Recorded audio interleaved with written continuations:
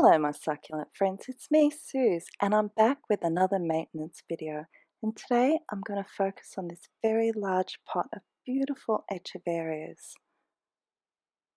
Now it's a perfectly fine arrangement as it is, but my OCD just can't handle how it's a little lopsided. It's very heavy on one side. Plus, it's actively growing at the moment, and it's grown considerably over the last few months. This particular Echeveria really offsets well, and I want to give each rosette space to do its thing. Before I begin, let me quickly show you how it looked in September. I had planted a few crests with it, but I've since removed them and planted them elsewhere. As you can see, the cold winter had brought out these beautiful intense red coloured margins. Anyway, those smaller heads were offsets that I had separated from the main head with the intention to start them as new plants. Looking at them now, it's obvious how much they've all grown. The main head is nearly the same width as the pot, which incidentally is 28 centimeters long. It's worth noting they may look larger as the rosettes have opened up very wide. That's because I've intentionally reduced the exposure to sunlight. Being an overcautious plant mummy, I don't want sunburn with high UVs during the summer season. First step, obviously, is to deconstruct it. Let's pull it all out and have a good look at what we've got, what we're working with. Imagine some of you are actually wondering why I haven't mentioned its full name yet.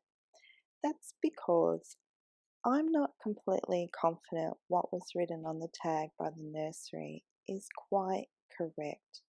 They wrote Echeveria CV cultivar Rainbow.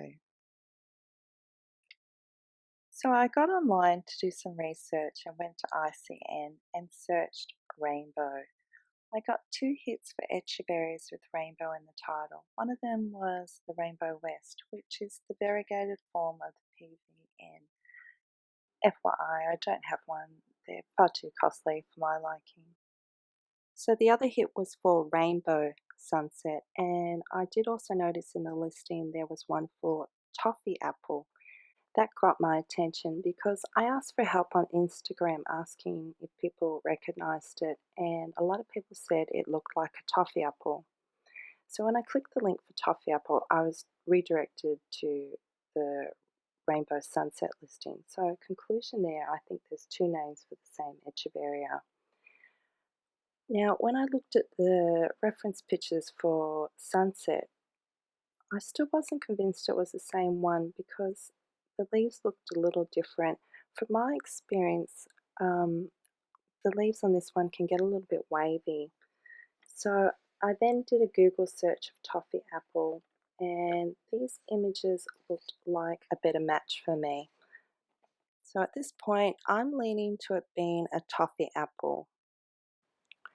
But I am kicking myself because I didn't note the flowers, chopped them off, and I didn't take any photos of them for reference because flowers can be a great way to identify them also.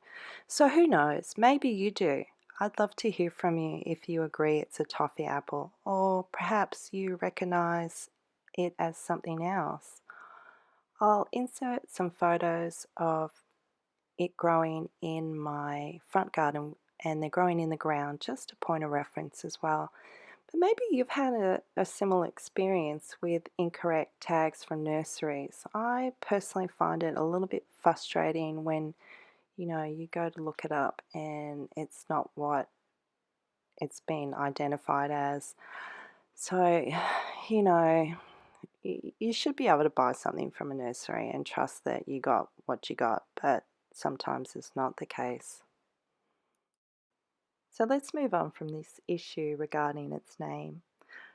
Now I've pulled them all out of the pot, and there's quite a few there that's not a bad yield, and I want to have a good look and inspect the general health of them, check the roots, look out for mealies, and in particular I want to have a look at the little offsets, see if they've got their own little roots.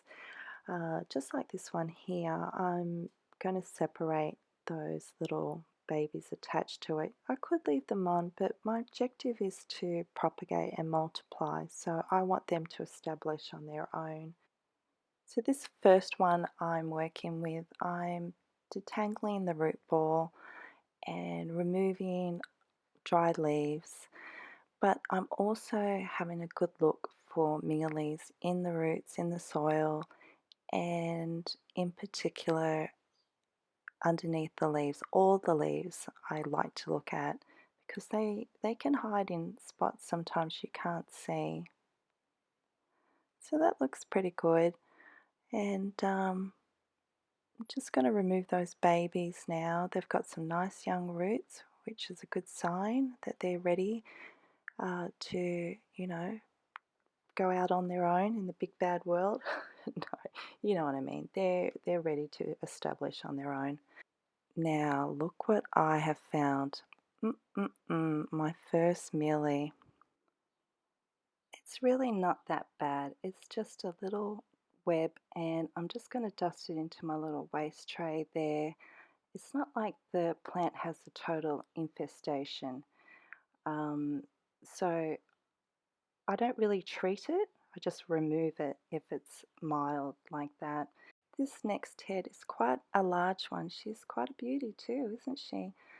It's the second largest one. So I'm just removing some excess soil and removing the dry leaves. There seems to be something there. I'm not sure what that is, but we'll get rid of it anyway. And I noticed that mealies tend to be attached to dry leaves as well. And there we go, that could be something. I'm not going to count that as a mealy yet though. We'll just keep pulling off these exhausted leaves and having a good look at what's going on. Oh, hang on, what was that? I think we'll have to count that as mealy number 2. Oh dear, dear, dear, dear. So I really want to have a good look at the roots and take as much of the soil out as possible to see if there's any mealies in there as well. Just basically get it to as bare root as possible. Now I want to just continue to look through the leaves, really getting in there. There's another one. So I'm just brushing it out and disposing of it. I am not going to use any sprays at all. I've had so many bad experiences with them. Neem oil, 70% alcohol, metho. I just think there's a good chance you're going to get a chemical burn on your plants. And, some people say, oh, just do it in the evening, wash it out, whatever. No, no, no, no. I'm done with that and I won't bother with it anymore. It's not like there's a huge infestation. There's no noticeable damage. I'm catching them very early. And what I use now, and I'll be doing in this pot, is I use systemic pesticide. I use the granular form where you put it in the soil and you water in the pot and the plant absorbs it, and now the plant is protected from mealies and other common pests. I believe you can also get it in a liquid form. I think it's a concentrate and you water it in. I'm not too sure, so I won't comment on that in detail.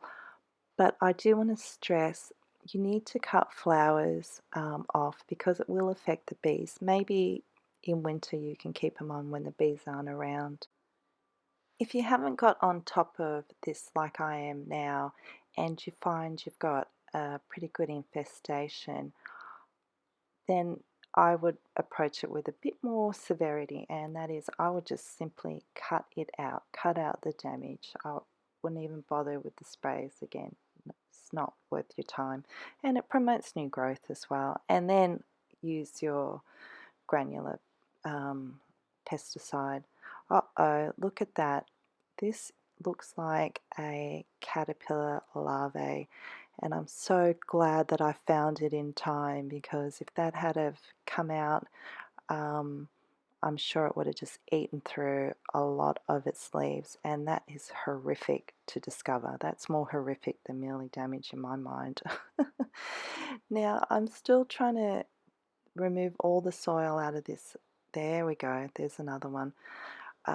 Remove all the soil out of the roots because eggs can hide in there too. Some people like to wash it out. Um, that's just too much for me. I don't see the point when I'm using the systemic pesticide.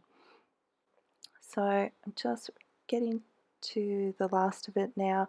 I've decided to keep a few of the little pups still attached to mum because I think they've got a better chance of growing um, than pulling them off. And you can see I'm really having a good look between every single leaf. I do not want to miss one of those mealy webs. There we go, number 5. We're up to number 5. I think all in all, for the amount of plant matter I've got there, that's not too bad. I believe this is the last one coming up. That's number 6. And yeah, for the amount of plant material that I'm working with, I don't think it's anything to panic about. And you know, it happens. It happens to all of us. You know, mealy's bloody hell. So we're up to the fun stage now where we've done the hard work, we've demealied them, we've got them bare rooted, and that's quite a good yield. I'm very pleased with that. Now we can think about how we want to arrange them back into the pot. So here's the pot. Now I've replaced the soil on top. Half of the soil I've removed just in case there was any mealy eggs, and I'm now sprinkling in the granular pesticide I've been waffling on about, and I'm just trying to mix it into the soil mix. Very quickly, I'll just tell you my soil mix. I just mix in propagation sand. That's what I like. That's my preference. There's many ways you can mix up soil. You can, use perlite, pumice, all sorts of stuff that will help make it a bit more freely draining. Anyway, as far as the amount of granules that you put in, I'm winging it. That's how I do stuff because reading the instructions and was just too much maths for me. It was, you had to work out the volume and the amount. I just sprinkle it in and it seems to work. Okay, so there you go. We've prepped the pot now, and the fun, creative part is about to begin, which is exciting. At this stage, I'm going to put some gloves on because I'm going to make contact with the soil, and we are working with a poison, and I don't want a skin contact. Now look at that beautiful large head. Isn't it gorgeous? It's so big. Anyway, what I'm trying to do is put it right in the middle. You remember at the start I was talking about the pot looking unbalanced, and I'm really looking for some symmetry. Symmetry? Yeah, symmetry. I said it right. So I'm trying to put it right in the middle. I haven't realized at this point that it's not in the center. It's a little bit hard to see that while I was filming and doing the work. I think about there, I've realized it's not quite in the middle, so I'm just trying to slip it over a little bit. And I'm just pushing up the soil into the roots to really hold it in place.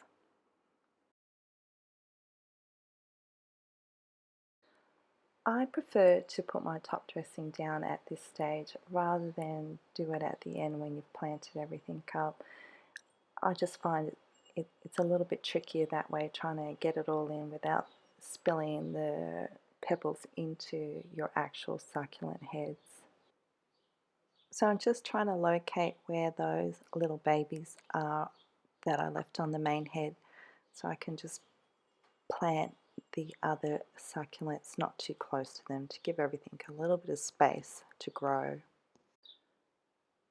So I'm just working with the 3 medium-sized heads, and I just sort of want to place them around where it just feels more balanced. I love that word, balanced. No, I've just used it a lot, haven't I? But, you know, that is the objective, right? And so this is a fun bit where you just sort of play around and use a little bit of intuition with your Zen. Where does it feel right? I like to keep a few of the little ones together so it sort of replicates how they grow in nature. You can see how much I use my needle nose tweezers. It's such a good tool. I don't know what I'd do without them, and it was pretty easy to plant them in without disturbing the top dressing too much. Now all I have to do is just sprinkle in just a little bit more to fill up the places where I disturbed them and expose the soil a bit. I did leave this other lovely large head out on purpose. It just felt a little bit big for what I was trying to achieve. And now for some finishing touches. I like to add things like crystals or shells that I've collected from the beach. Sometimes when you're out in nature you might spot some interesting rocks to collect, to use. That's always fun. And little ornaments are always really sweet. I'd love to hear what you use if you like to decorate them as well. Anyway, I'm happy with the end result. I think it looks more balanced. They all have a bit more space to grow now, and I look forward to seeing them flourish in this pot. And of course, when I'm trying to film the end result, my dog decides to walk by. Well, I hope you enjoyed that. I hope the video wasn't too long. I'd love to hear your thoughts and comments. I love interacting with you. I just love, love, love it all. There goes my dog again. Happy gardening and thanks for watching. Bye for now. I wanted to sincerely thank you for watching, and if you enjoyed this video, I would really appreciate it if you liked it and subscribe to my channel. Also, you can find me as S's for Succulents on my Instagram and Facebook page, where I post daily photos with tips and information. So come and hang out with me there. It's a great place to chat and connect. Thank you.